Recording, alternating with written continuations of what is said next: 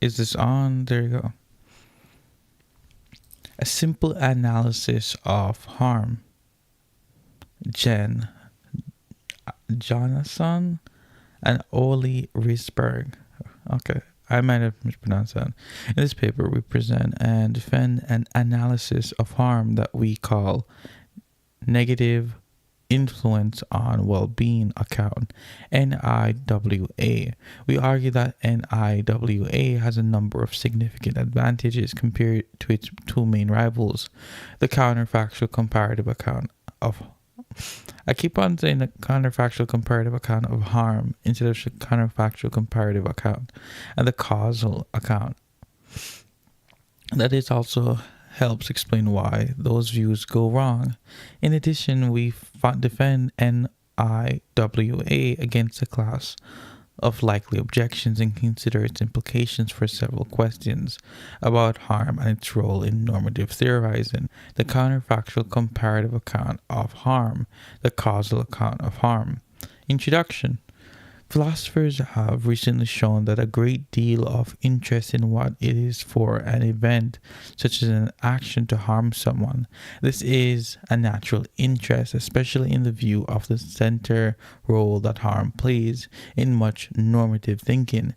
It is essentially to various deontological moral principles, such as the doctrine of doing and allowing harm, and one needs not be a deontologist to hold that if an action would harm people and some alternative action would not, then there is some moral reason against the action and some a prudential reason for each potential victim to prevent it, if possible. In order to understand what such normative claims amount to and to apply them correctly in specific cases, it seems important to find out what harm is, where to start, an attractive first thought.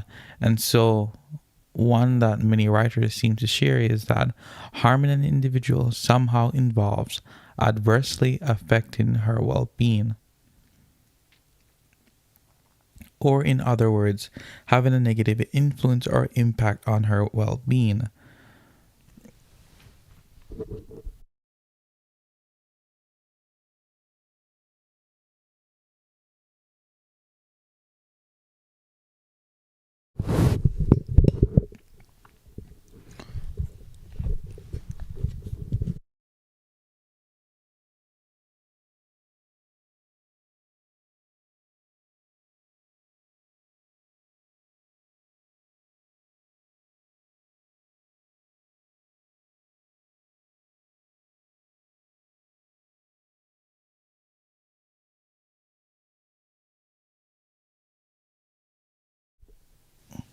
Okay. With respect to well-being, various accounts of nature of harm can plausibly be regarded as attempts to do justice to this attractive first thought. This holds in particular for two most prominent accounts. One of these is the counterfactual comparative account, CCA. What it is for an event E to harm an event S.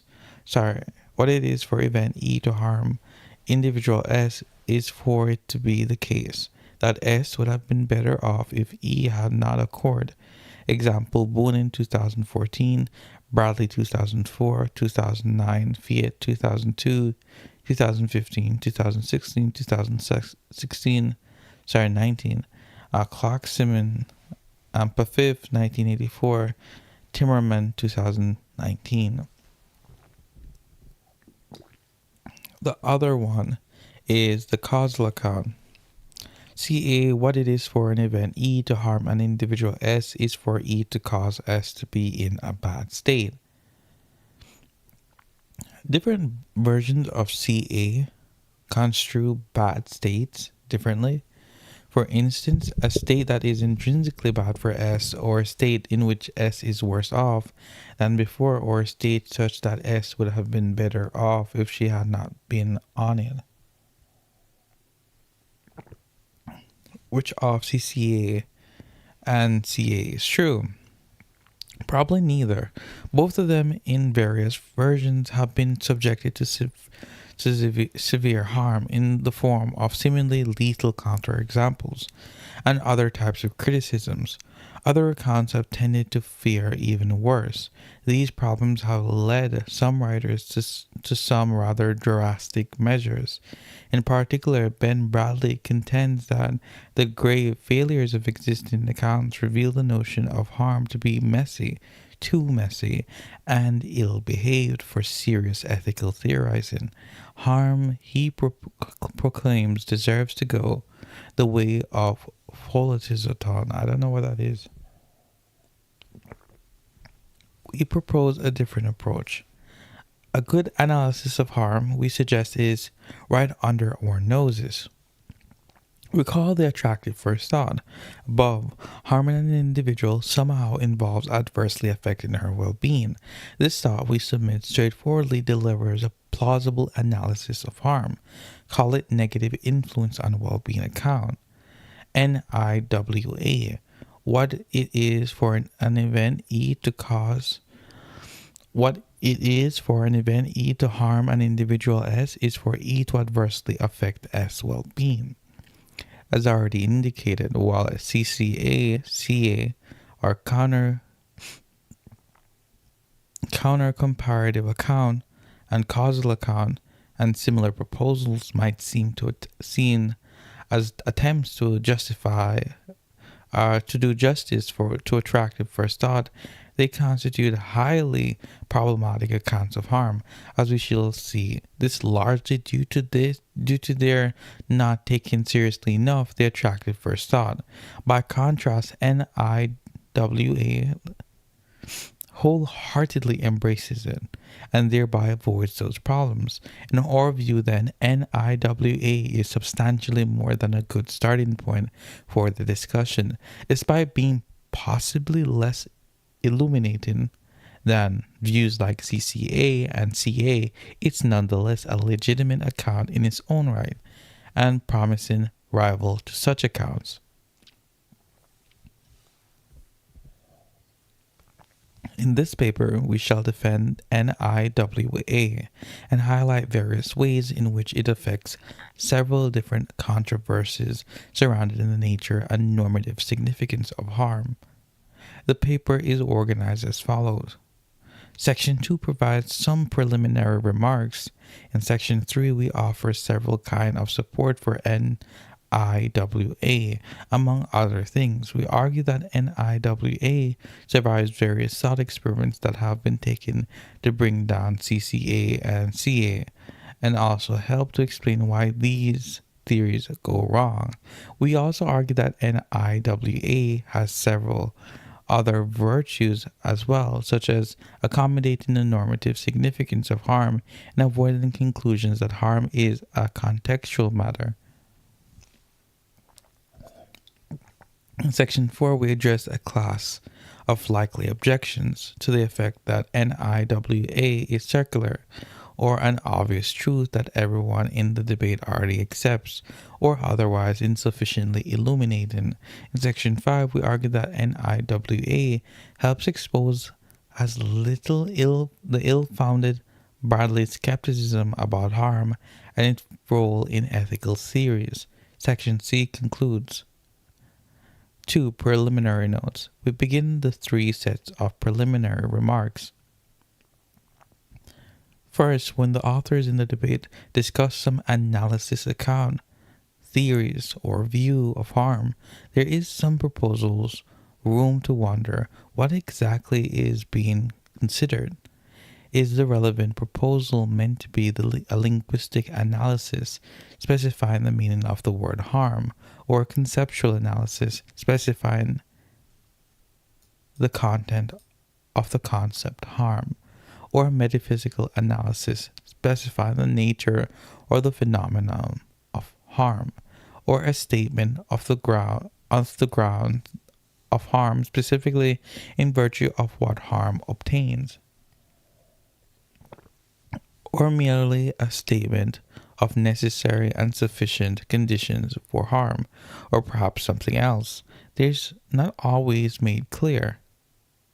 Similarly, NIWA can be understood in different ways as a linguistic analysis, a conceptual one, a metaphysical one, and so on. We are inclined to think that NIWA provides a plausible analysis of the concept of harm and one that reveals the nature of what the concept of harm stands for.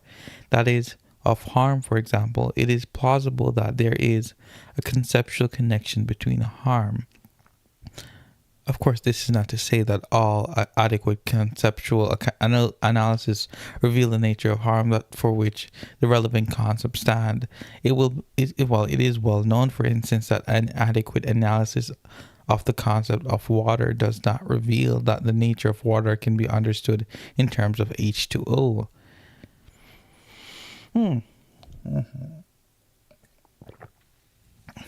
And well-being. And this connection that NIWA, understood as a conceptual analysis, captures.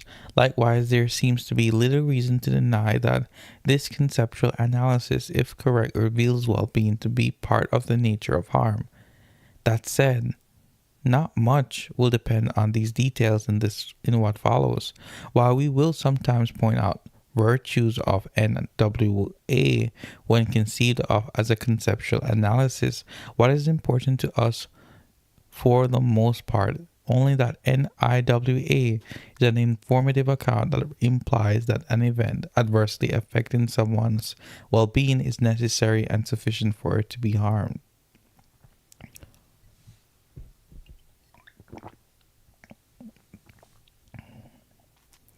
That well-being is necessary and sufficient for it to harm her. Okay.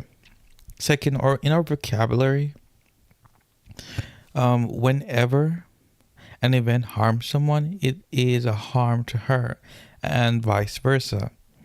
Many advocates of causal account apparently wish to reserve the noun harm for the bad states at the core. That according to CA, events that harm us cause us to be in.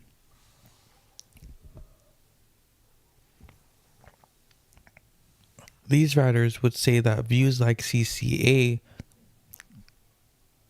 and CA and WIA are accounts of harm, only not harm. Accounts of harming, not harm. While not much hangs on this issue, but see section 3.1, we find our vocabulary more natural. Compare an event surprises you just in case it is a surprise to you. An event worries you just in case it's a worry for you. An event troubles you just in case it is a trouble for you. Third, it is widely, though not universally held, that parallel accounts should be given of harm and benefit. This idea implies that we should accept NIWA only if we should also accept the following. Positive influence on well-being account PIWA of benefit. PIWA, what it is for an event. E, to benefit an individual. S is for E to positively affect S's well-being. While we mainly focus on harm in what follows, we accept the idea that parallel accounts of harm and benefit should be given and see PIWA as equally promising as NIWA. In this section, so 3, support for NIWA. In this section, we shall adduce various specific considerations in support of NIWA. First, however, we wish to highlight a more general point that is going to underlie much of the following discussion. It seemed to us that even before looking at specific kinds of support for NIWA,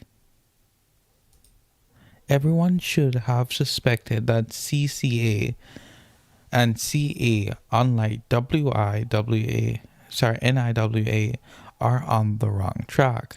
For given that we have called the attractive first thought that harm somehow involves affecting the subject's well-being adversely.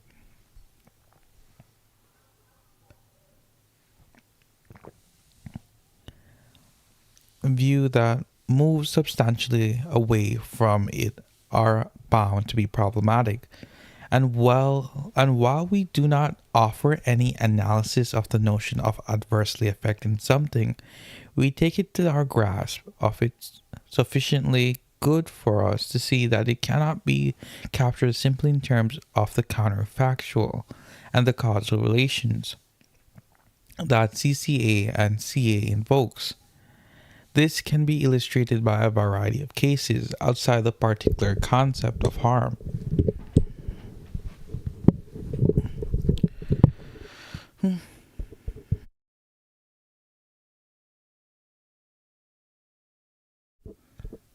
All right. This can be illustrated by a variety of cases outside of the particular concept of harm and well being. To begin with, it seems that a stock market crash can adversely affect the economy, even if it is true that had it not occurred, some other event would have occurred which would have affected the economy at least equally adversely. Moreover, an expert's belief that economy is in bad shape can be such that if she had lacked it, the economy would not have been in bad shape. Surely her belief need not thereby affect the economy adversely. Such cases suggest that the notion of adversely affecting something cannot straightforwardly be understood wholly in counterfactual terms. Other cases suggest that it cannot be understood wholly in terms of causational either. For example, it is plausible that deliberately doing something morally wrong can have negative influence on one's moral worth, or that a reciter's mediocre vocal mediocre well mid vocal performance can negatively influence the aesthetic value of a poetry reading, even though deliberately doing something morally wrong or sorry. Oh, I need to start again. Okay. For example, it is plausible that deliberately doing something morally wrong can negatively influence one's moral worth, or that a reciter of a mid vocal performance can negatively influence the aesthetic value of poetry on reading poetic reading, even though deliberately doing something morally wrong or the reciter's mid vocal performance does not plausibly cause any state event or fact that has to do with one's moral worth or aesthetic value of the poetry of reading. The relevant relation here is not causation, but rather something like metaphysical grounding. The relation invoked by CCA and CA then renders them, unlike NIWA, unable to fully accommodate that attractive first thought.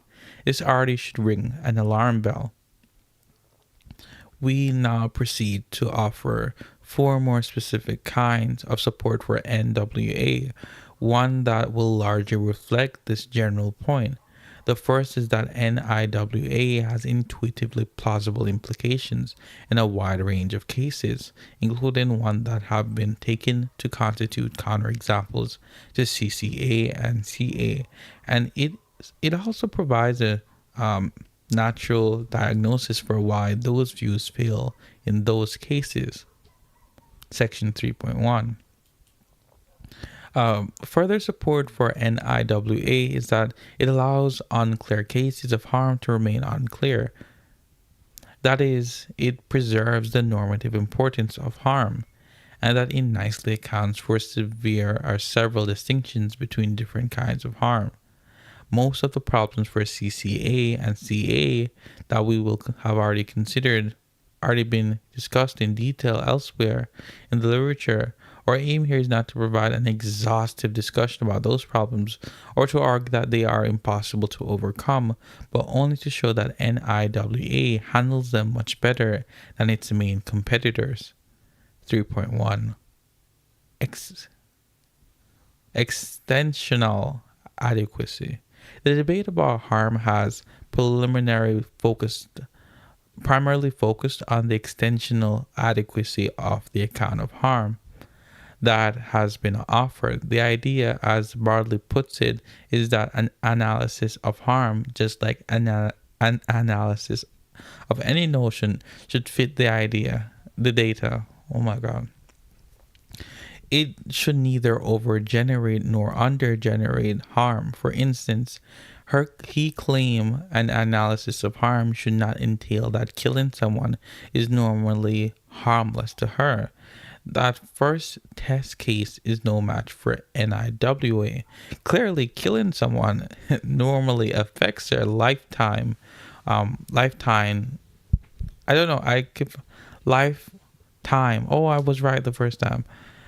The first case is no match for NIWA. Clearly, killing someone normally affects her lifetime well-being adversely.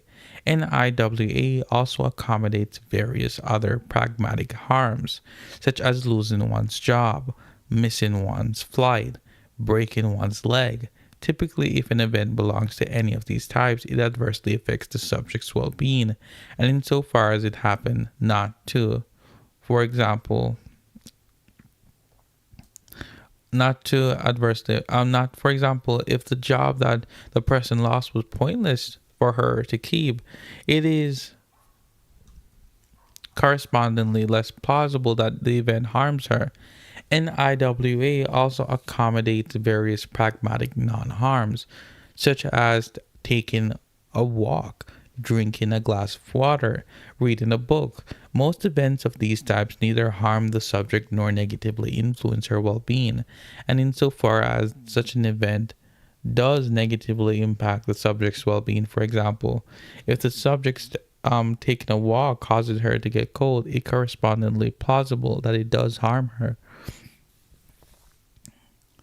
Of course, any account of harm worth considering succeeds in many easy cases.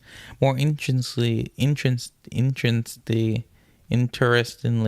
however, NIWA also handles various cases that prove problematic for its two main rivals, CCA and CA.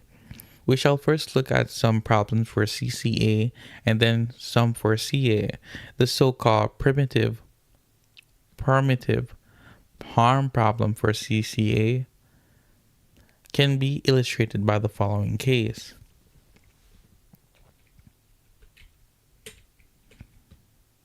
Give me a second. I swear. Oh, I'm way up. Okay, tear gas. The Joker's okay. I'm gonna go again. The so-called preemptive. I didn't. Preemptive. Okay, preemptive. This so-called preemptive harm problem for CCA. This can be illustrated in the following case: tear gas. The Joker sprays tear gas in exactly one of Batman's eyes. If he had not done so, he would have sprayed tear gas in both of Batman's eyes, which would have made Batman even worse off. One of the alternatives available to the Joker, however, was to simply leave Batman alone. Intuitively, the Joker's actions harm Batman. CCA implies that it does not. However, since Batman would have been even worse off, and thus not better off, if the Joker had not done what he did, despite this, it is still plausible that what the Joker actually does, spraying tear gas, is exactly one of Batman's eyes, adversely affects Batman's well-being. Compare with the stock market crash example above. A second problem for CCA, the preemptive benefit problem, is a mirror image of the first one. Mirror image, my bad. The first one. It can be illustrated by the following case. And okay, honest referee has suggested that the tear gas is not properly regarded as a primitive case, as it does not involve two potential causes, one of which prevents the other from causing some relevant effect. Be that as it may, tear gas is still a counterexample to CCA. Similar remarks applies to a slightly worse off golf club below. For some relevant further discussion, see Boonin, 2014, etc.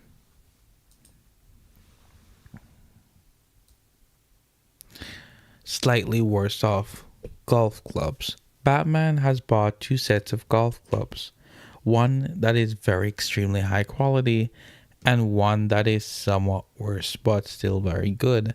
Now he has three options: to give Robin the slightly worse golf club, to give Robin the best golf club, and to keep all the golf clubs for himself. Batman gives Robin the slightly worse golf club, which makes Robin's well being level increase significantly.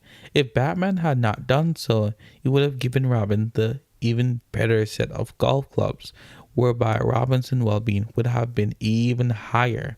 Intuitively, Batman giving Robin the slightly worse golf club does not harm Robin. CCA is incompatible with this verdict, since Robin would have been even better off if Batman had not performed that action. NIWA accords with this very verdict. With this verdict. However, since Batman's actions plausibly does not affect Robin's well-being negatively, instead his actions arguably affect Robin's well-being positively, which means that PIWA implies that his actions benefits Robin. That is also intuitively plausible result. A third problem for CCA concerns the event that are indicators of harm without being harmed themselves. Here's one example: omniscience. Robin feels intense pain. As a result, an essentially omniscient being, O, immediately formed the belief that Robin feels intense pain. If O has not formed that belief, it would have been because Robin does not feel intense pain. CCA implies counterintuitively that O's forming the belief that Robin feels intense harm or pain. NIWA, by contrast, possibly implies that it does not. For similarly to what we noted about the expert's belief about economy above, O's forming that belief plausibly does not affect Robin's well-being negatively. It is only his pain as well as whatever led up to it that has negative impact on his well-being. Not only does NIWA have more plausible implications than CCA, in these cases it also provides a plausible motivation for these implications. In support of the verdict that Joker's actions harm Batman in the tear gas, it is natural to appeal to its negative impact on his well-being.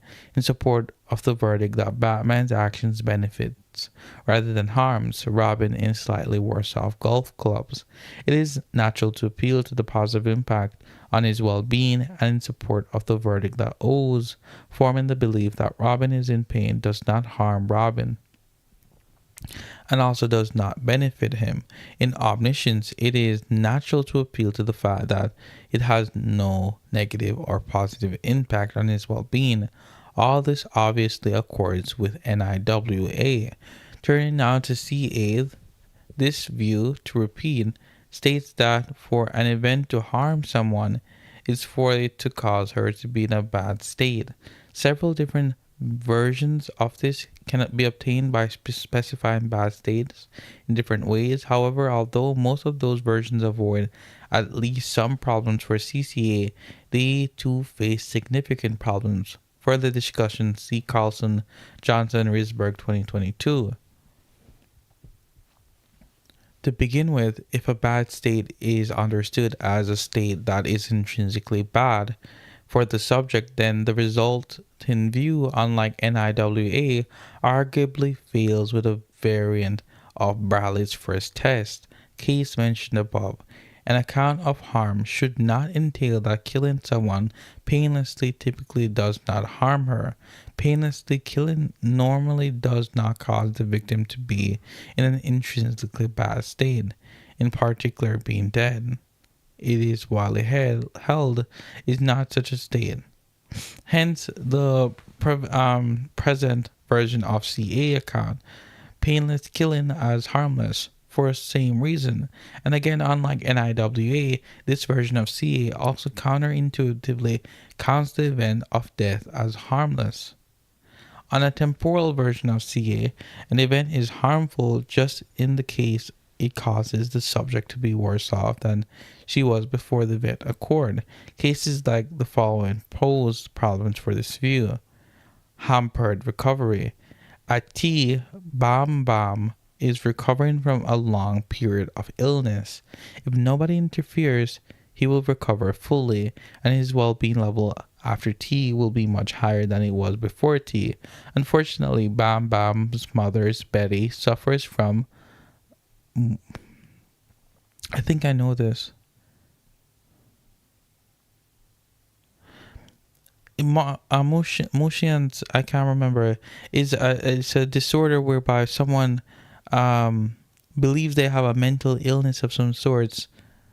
Yeah, I think that's what it is. Unless I'm wrong, I can look it up. There's no point in like going about not knowing. I'll just look it up. Search.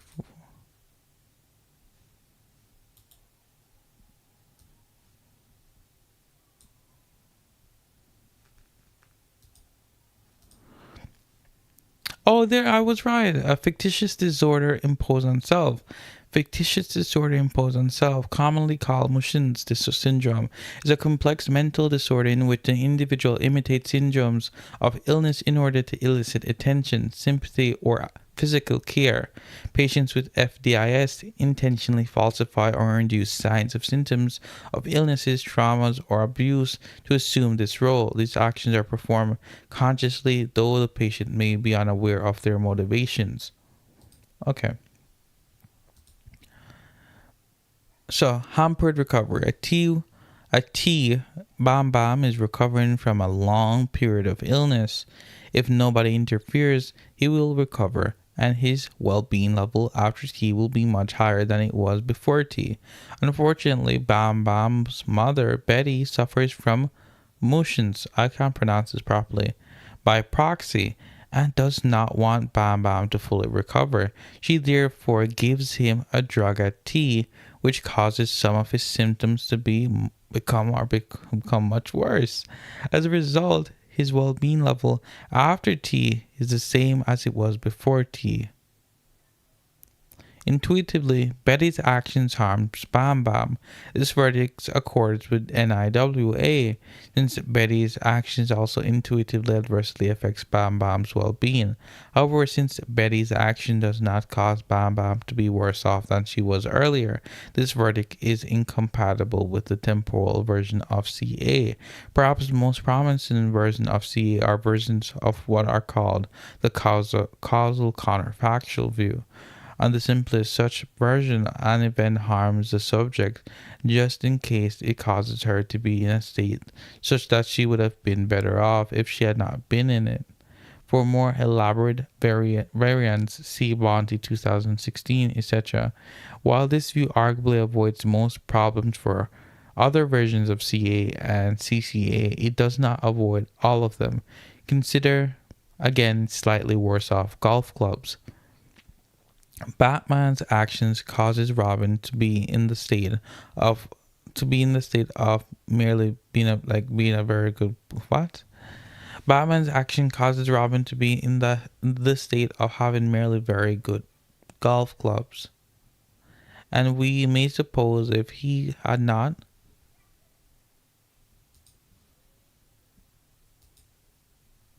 I think I think